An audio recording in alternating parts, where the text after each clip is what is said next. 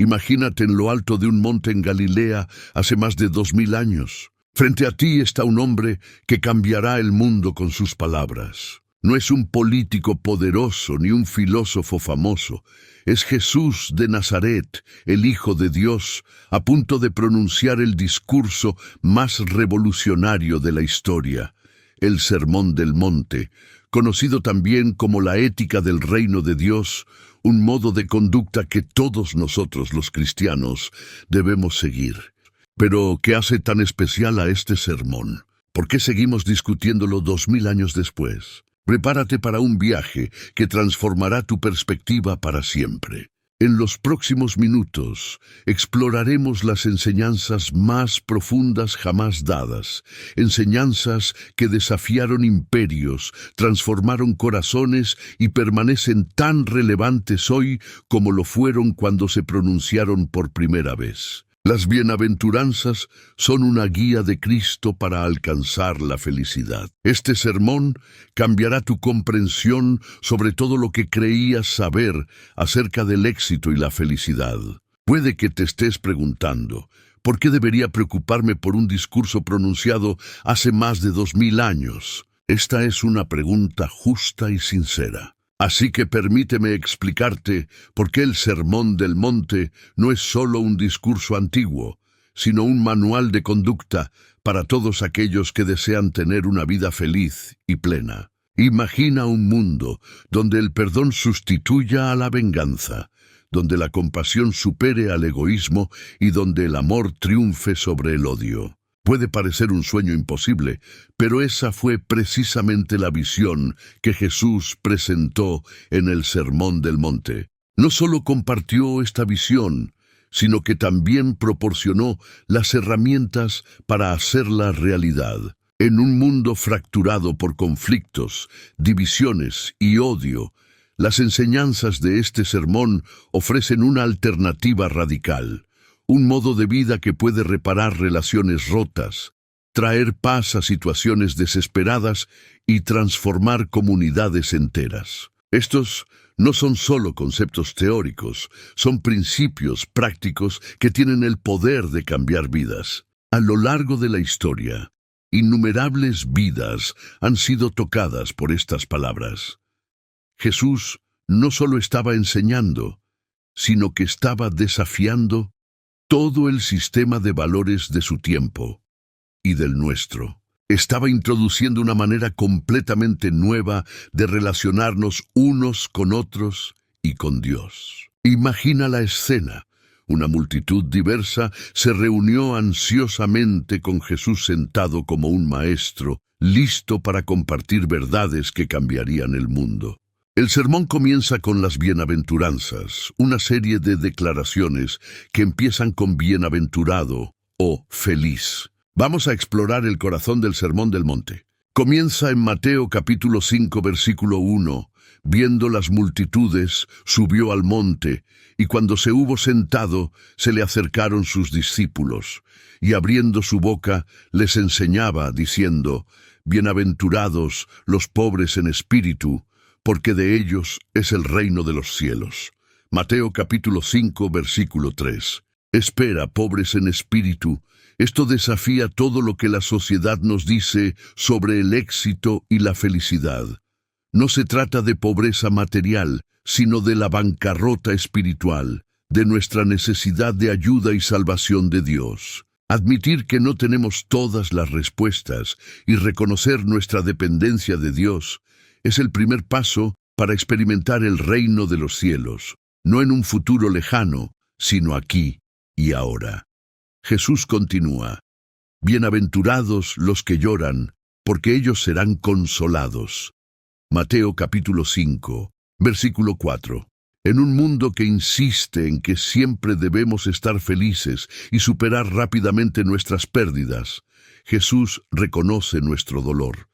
Nos dice que está bien sufrir, que el luto es una parte natural de la vida y promete consuelo. Esto no es una invitación al pesimismo, sino un reconocimiento de que el dolor forma parte de la experiencia humana y que Dios está con nosotros en nuestro sufrimiento. A medida que avanzamos en las bienaventuranzas, encontramos otra declaración poderosa. Bienaventurados los mansos, porque ellos heredarán la tierra. Mateo capítulo 5, versículo 5. Espera un momento. Mansos, ellos heredarán la tierra. En un mundo que ensalza a los agresivos y a los que se imponen, esto parece absurdo. Sin embargo, Jesús está desafiando directamente la mentalidad de la supervivencia del más fuerte. Ser manso no es ser débil. Ser manso es tener un gran autocontrol, es tener dominio propio, es la capacidad de responder con amor, incluso ante los malos tratos. Porque no puedes dar a los demás el poder de quitarte la felicidad y la paz interior. Ser manso es tener el poder de responder, pero elegir no hacerlo, tal como Jesús lo hizo cuando fue crucificado. Luego Jesús continúa diciendo: Bienaventurados los que tienen hambre y sed de justicia, porque ellos serán saciados. Mateo capítulo 5, versículo 6. No está diciendo que debamos pasar necesidades como el hambre y la sed. Esta metáfora significa que la justicia no es algo que podamos alcanzar con nuestros propios esfuerzos, porque solo Dios concede la justicia que tanto anhelamos. Este es un llamado a la acción, no solo a la esperanza de cambio, sino al esfuerzo activo para crear un mundo más justo. Pero Jesús no se detiene ahí. Él continúa: Bienaventurados los misericordiosos, porque ellos alcanzarán misericordia. Mateo capítulo 5, versículo 7.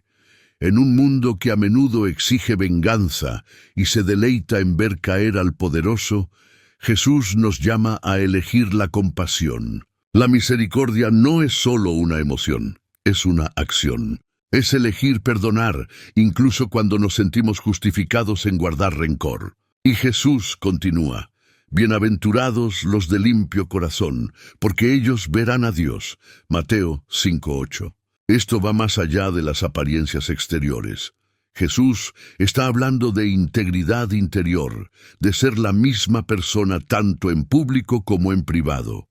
Es un llamado a la autenticidad en un mundo lleno de máscaras y falsedades. A medida que continuamos en el Sermón del Monte, encontramos una de las enseñanzas más desafiantes de Jesús. Ustedes han oído que se dijo: ojo por ojo y diente por diente. Pero yo les digo que no resistan a una persona mala. Si alguien te da una bofetada en la mejilla derecha, ofrécele también la otra. Mateo capítulo 5, versículos 38 a 39. Espera, ¿eso significa que Jesús nos está diciendo que seamos débiles y permitamos que otros nos pisoteen? Lo que Jesús propone aquí es nada menos que una revolución en las relaciones humanas. En la cultura de aquella época, e incluso en la nuestra, la venganza suele ser la norma. Si alguien te hace algo malo, se espera que devuelvas el golpe, ojo por ojo, diente por diente. Pero Jesús dice que nos detengamos. Hay una mejor manera. Ofrecer la otra mejilla no significa ser pasivo.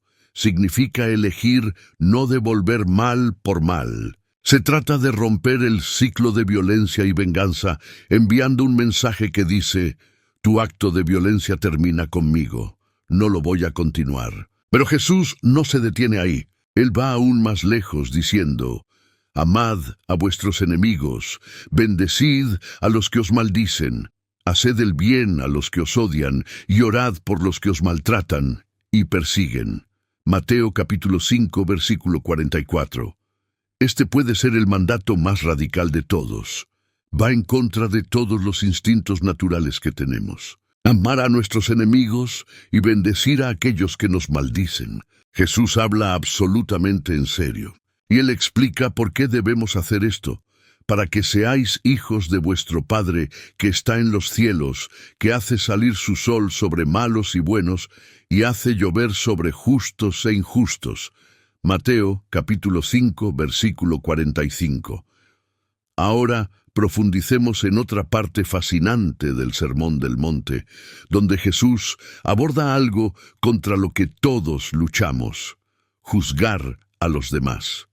Él dice: No juzguéis para que no seáis juzgados. Mateo capítulo 7, versículo 1. Jesús está advirtiendo contra el juicio hipócrita y arrogante. Jesús ilustra esto con una imagen humorística.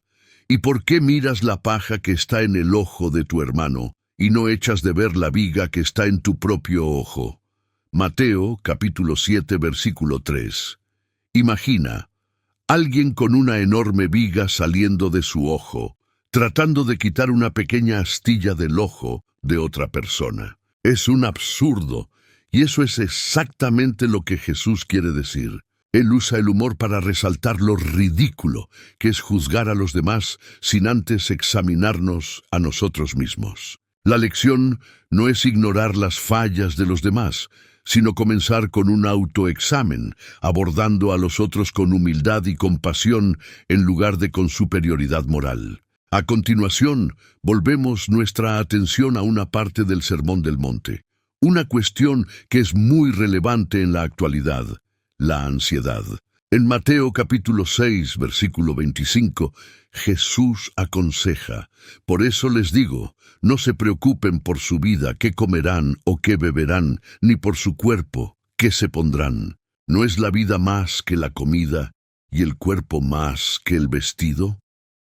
Antes de asumir que Jesús está defendiendo la irresponsabilidad, es importante aclarar que no está sugiriendo que no debamos planificar o trabajar. Más bien, está abordando el tipo de ansiedad abrumadora que puede dominar nuestras vidas. Para respaldar su punto de vista, Jesús usa hermosos ejemplos de la naturaleza, como los pájaros del cielo, que no se preocupan por el futuro, pero aún así están provistos. Ellos no siembran, ni cosechan, ni almacenan alimentos en graneros, pero su Padre Celestial los sostiene. ¿No valen ustedes mucho más que ellos? Mateo capítulo 6, versículo 26. Y en cuanto a la ropa, ¿por qué se preocupan? Miren cómo crecen los lirios del campo. No trabajan ni hilan, pero les digo que ni siquiera Salomón, con toda su gloria, se vistió como uno de ellos. Mateo capítulo 6, versículos 28 y 29. Jesús no está defendiendo la pasividad. Él nos está invitando a confiar en un Padre amoroso que cuida de nosotros aún más que de los pájaros y las flores. Él desafía nuestra tendencia a creer que todo depende únicamente de nuestros esfuerzos. Luego viene el mensaje clave: pero buscad primero el reino de Dios y su justicia, y todas estas cosas os serán añadidas. Mateo capítulo 6, versículo 33. Esto representa un cambio profundo en las prioridades. Jesús nos exhorta a poner a Dios en primer lugar, a buscar su voluntad y justicia, y a confiar en que nuestras necesidades serán satisfechas. Ahora, exploraremos uno de los aspectos más difíciles del Sermón del Monte, donde Jesús aborda una cuestión desafiante. Todos los días nos enfrentamos a las elecciones que hacemos sobre nuestras prioridades y nuestra relación con los bienes materiales. Jesús aconseja: no acumulen tesoros en la tierra, donde la polilla y el óxido destruyen, y donde los ladrones minan y roban, pero acumulen para ustedes tesoros en el cielo, donde ni la polilla ni el óxido destruyen, y donde los ladrones no roban ni desvalijan. Él nos desafía a reflexionar sobre lo que realmente valoramos y dónde estamos invirtiendo nuestras vidas. Tómate un momento para considerar cuántas veces nos encontramos buscando la próxima cosa interesante: un nuevo teléfono, un coche elegante o la última moda. Aunque no hay nada de malo en disfrutar de estas cosas, Jesús nos invita a mirar más profundamente. Luego hace una declaración poderosa: porque donde esté tu tesoro, allí estará también tu corazón. Mateo capítulo 6, versículo 21. Esta profunda verdad nos recuerda que aquello que valoramos influye profundamente en quienes nos convertimos. Las prioridades no se refieren solo a lo que hacemos, tienen que ver con quienes nos convertimos. Entonces Jesús presenta un desafío final. Nadie puede servir a dos señores, porque odiará a uno y amará al otro, o se apegará a uno y despreciará al otro. No podéis servir a Dios y a las riquezas. Mateo capítulo 6, versículo 24.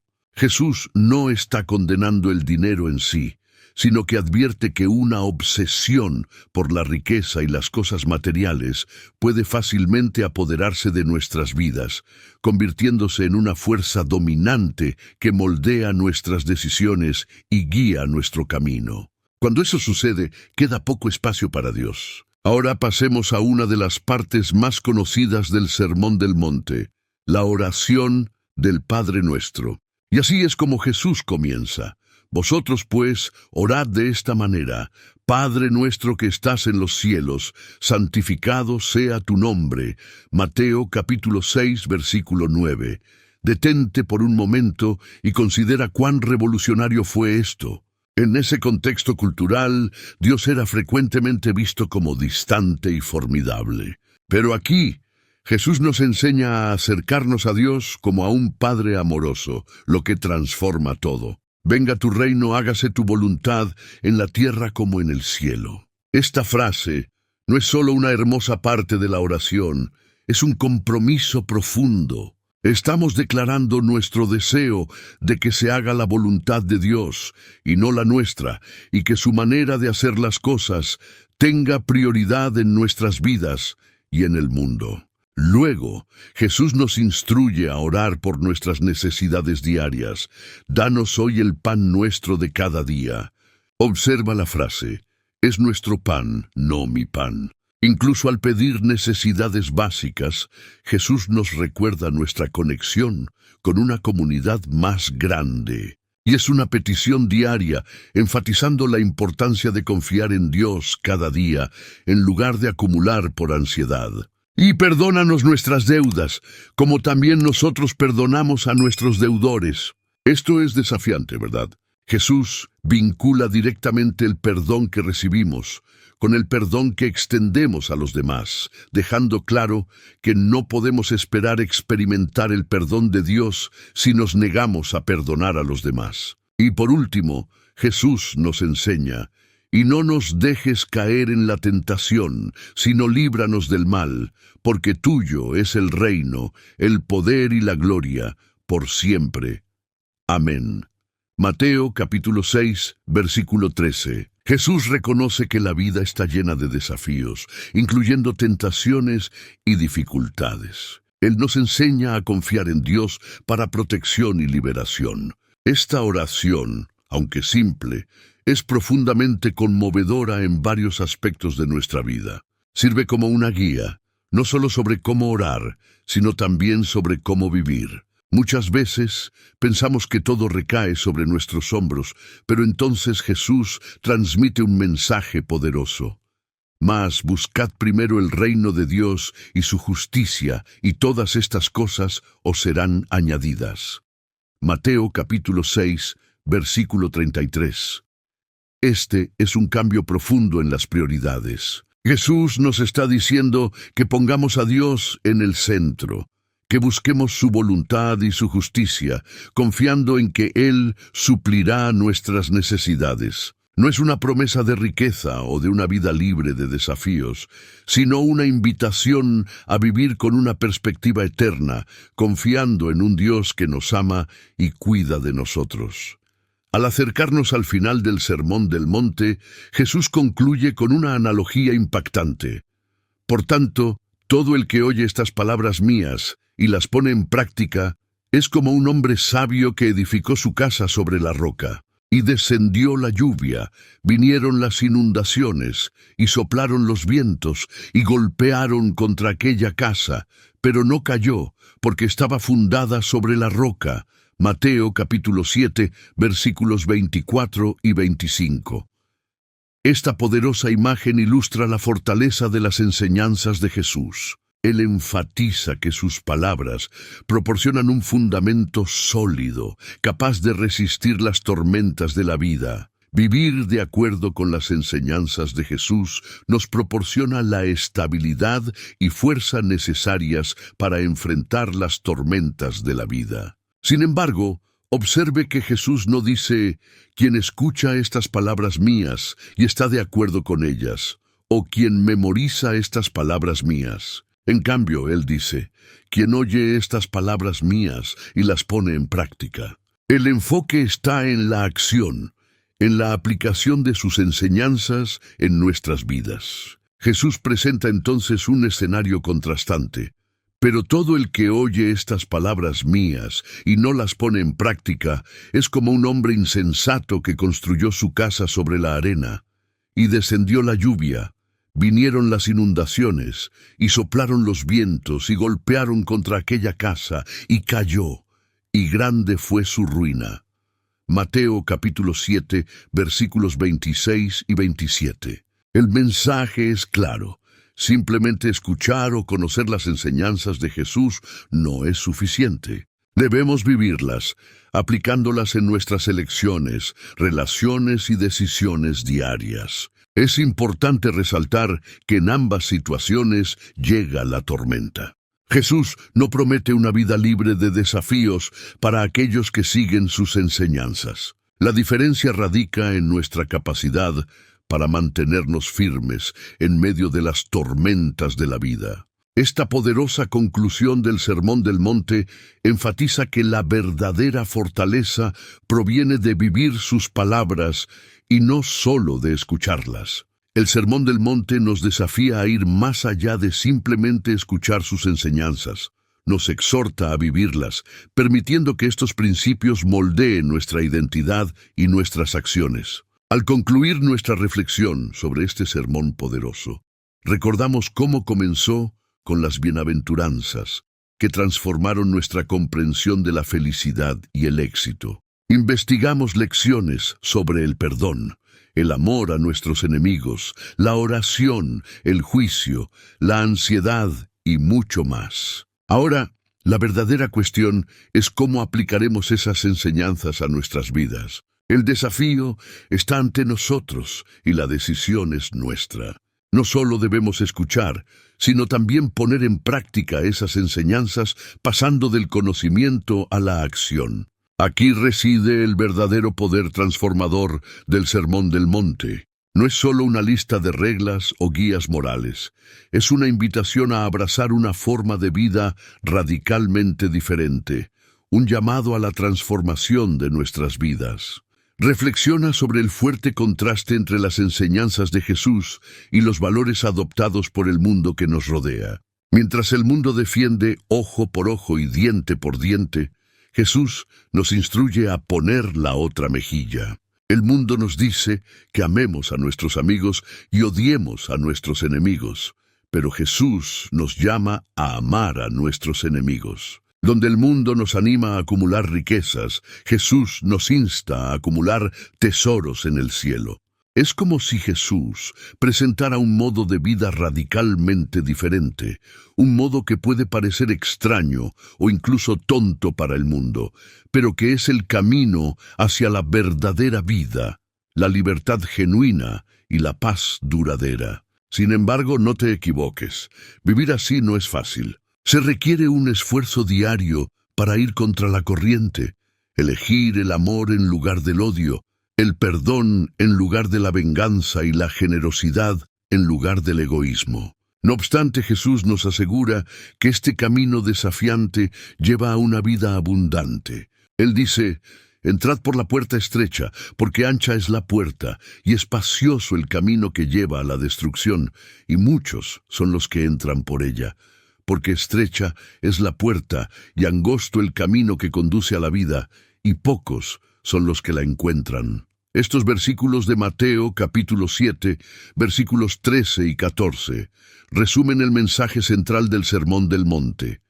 Que no siempre el mejor camino será el más fácil, pero sin duda traerá mejores resultados. Es un llamado a una vida diferente y transformadora, que conduce a la salvación y a la vida eterna. Pero, ¿cómo aplicamos estas enseñanzas en nuestra vida cotidiana? Tomemos, por ejemplo, la orden de Jesús de amar a nuestros enemigos. En Mateo capítulo 5, versículo 44, Él nos dice que amemos a nuestros enemigos y oremos por los que nos persiguen. A primera vista, esto parece imposible.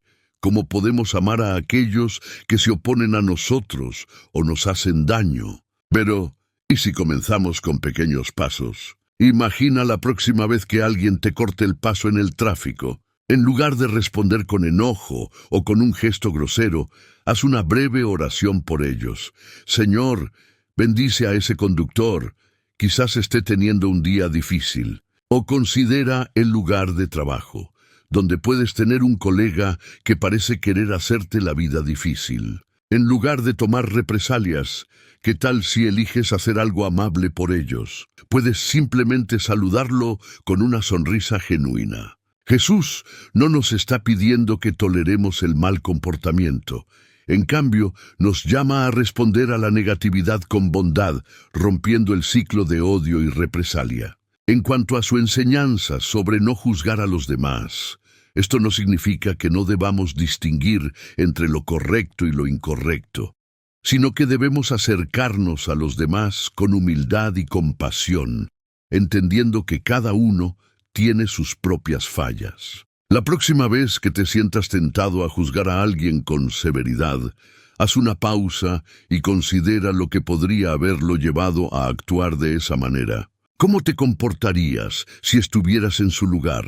Ese cambio de perspectiva puede transformar la forma en que vemos y tratamos a los demás. Ahora, abordemos algo con lo que todos lidiamos: la preocupación y la ansiedad. Jesús nos aconseja que no nos preocupemos por el mañana, porque cada día ya tiene suficientes problemas. Mateo capítulo 6, versículo 34. Esto no significa que no debamos planificar para el futuro. Planificar el futuro es importante, pero no debemos permitir que las preocupaciones sobre lo que está por venir nos roben la paz del presente. En cambio, Jesús nos invita a vivir un día a la vez, confiando en que Dios proveerá para nosotros. ¿Cómo podemos aplicar esto en nuestra vida diaria? Un buen comienzo puede ser empezar cada día con un momento de gratitud. Antes de levantarte de la cama, piensa en 3 cosas por las que estás agradecido. Esta práctica puede establecer un tono positivo para el día y recordarnos las bendiciones que ya tenemos. Cuando la ansiedad ataque, y sucederá, intenta este ejercicio. Haz una pausa, respira profundamente y pregúntate: ¿de qué me estoy preocupando? ¿Es algo que puedo controlar? Si lo es, crea un plan de acción. Si no lo es, entrégalo a Dios en oración. Recuerda las palabras de Jesús: mirad las aves del cielo, no siembran, ni cosechan, ni almacenan en graneros, y sin embargo vuestro Padre Celestial las alimenta. Mateo 6:26. Deja que esta verdad se establezca en tu corazón. Eres valorado, amado y cuidado. En cuanto a la oración, Jesús nos dio el Padre Nuestro como modelo. ¿Qué tal incorporarlo en tu día a día? Incorpora la oración en tu rutina diaria, no solo recitando las palabras, sino reflexionando profundamente sobre cada frase. Por ejemplo, cuando dices Padre Nuestro, recuerda que tienes un Padre Celestial amoroso que cuida de ti. Cuando oras, venga tu reino, comprométete a vivir hoy de acuerdo con los valores del reino de Dios. Y cuando dices, danos hoy el pan nuestro de cada día, pon tu confianza en Dios para suplir tus necesidades. Ahora, hablemos de la tentación. Jesús aborda esto en el Sermón del Monte con imágenes impactantes e incómodas. Él dice que si tu ojo derecho te hace pecar, sácalo. ¿Está Jesús diciendo literalmente que debemos sacarnos los ojos? No, él está usando una hipérbole, una exageración intencional, para enfatizar un punto crucial. Debemos tomar el pecado en serio y estar dispuestos a tomar medidas drásticas para evitarlo. Entonces, ¿cómo podemos aplicar esto en nuestra vida diaria? Considera las cosas que a menudo te llevan a la tentación. Pueden ser ciertos sitios web, programas de televisión, o quizás ciertas personas o lugares. Jesús nos está exhortando a ser radicales al lidiar con estas fuentes de tentación. Si ciertos sitios web son una fuente de tentación, considera instalar un bloqueador. Si ciertas personas ejercen consistentemente una influencia negativa sobre ti, quizás sea hora de reevaluar esas amistades. Esto no es fácil. Puede requerir sacrificio y renunciar a cosas que te gustan.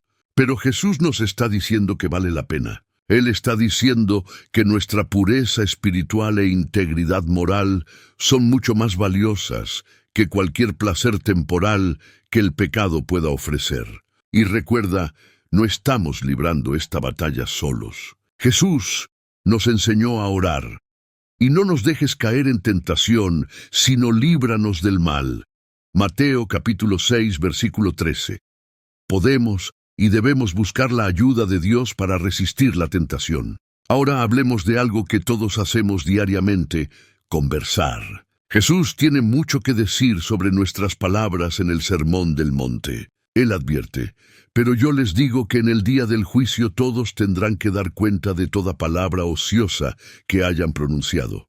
Mateo 12:36. Esta perspectiva arroja una nueva luz sobre nuestras conversaciones cotidianas. ¿No está Jesús destacando el poder y el significado de nuestras palabras? Nuestras palabras no son solo sonidos. Ellas tienen el poder de construir o destruir, de sanar o dañar. Entonces, ¿cómo podemos poner en práctica este entendimiento en nuestra vida diaria? Considera hacer un ayuno de chismes durante una semana. Desafíate a no hablar negativamente de nadie, incluso de manera jocosa o aparentemente inofensiva. En su lugar, enfócate en usar tus palabras para elevar y animar a los demás. Jesús también aborda el tema de los juramentos en el Sermón del Monte, diciendo: pero yo les digo, no juren en absoluto. Sea pues su sí, sí, y su no, no. Lo que es más de esto, de mal procede. Mateo capítulo 5, versículos 34 al 37. La esencia de esta enseñanza es sobre la integridad de nuestras palabras. Jesús nos exhorta a ser personas de palabra tan confiables que no necesitamos respaldar nuestras promesas con juramentos. En términos prácticos, esto significa cumplir lo que dices que harás, ser honesto incluso cuando sea desafiante y admitir cuando estás equivocado, en lugar de intentar cubrir el error con más palabras. Recuerda, nuestras palabras son un reflejo de lo que hay en nuestros corazones. Jesús enseña: porque de la abundancia del corazón habla la boca. Mateo capítulo 12, versículo 34. Por lo tanto, nutrir un corazón lleno de amor, compasión y verdad es esencial para una comunicación que honre a Dios y bendiga a los demás. Ahora abordemos un comportamiento común que a menudo pasa desapercibido: juzgar a los demás. Jesús habla fuertemente sobre esto en el Sermón del Monte diciendo: no juzguen, para que no sean juzgados.